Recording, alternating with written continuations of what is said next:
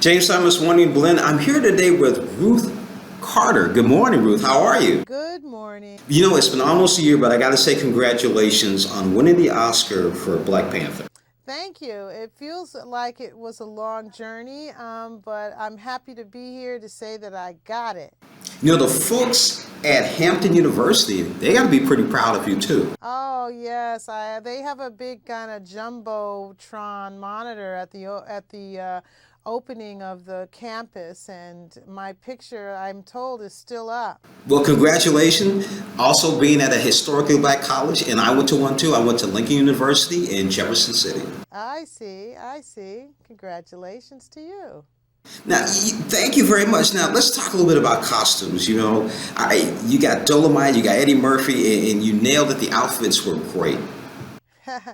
Yeah, well, Eddie had been studying Rudy Ray Moore for 16 years. He knew the Dolomite films, backwards and forwards. So he almost didn't have to do any kind of research. He knew the character, he knew the cadence, and he just dived right in. And one of the great things about working with Eddie Murphy or any comedian would be that they can be so spontaneous, and they do bring all the nuances to the role, and they know what's going to make you laugh, and that's what made the film really fun, that he captured Rudy Ray Moore's Dolomite so well. We were behind the cameras laughing too. I can imagine you captured that era perfectly, especially with the actors you had.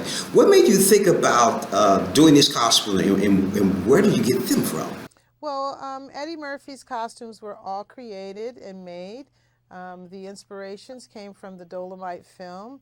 The background was all pulled from different rental houses around. The research came from your typical places like Sears Catalog or Ebony and Jet, but they also came from some of the not so typical places like a film called The Bad Bunch or the Eleganza Catalog or Flag Brothers.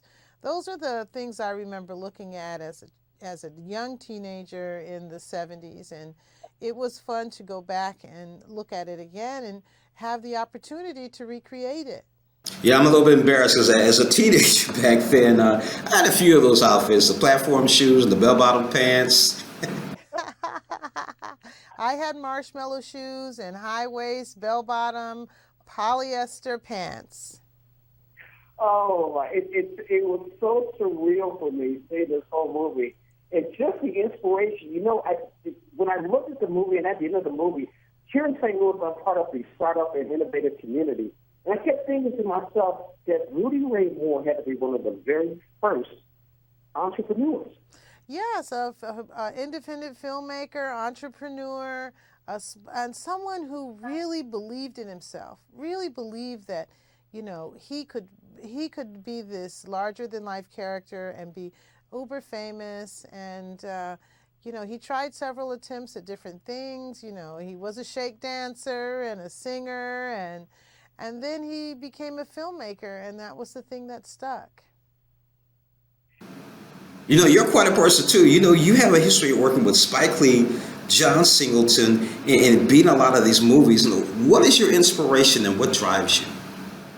Well, I like history a lot. I really grew up with, an art background with my brothers who are artists, and I felt like I lived in a very colorful community of people and characters, and as I went on my journey just through my career, all these things aligned, and telling the African American story has been such a big part of my life. I think what inspires me is to tell the most authentic story that I possibly can, to breathe life to the costumes and help the characterizations that the actors are doing, and it's just such a big part of me now.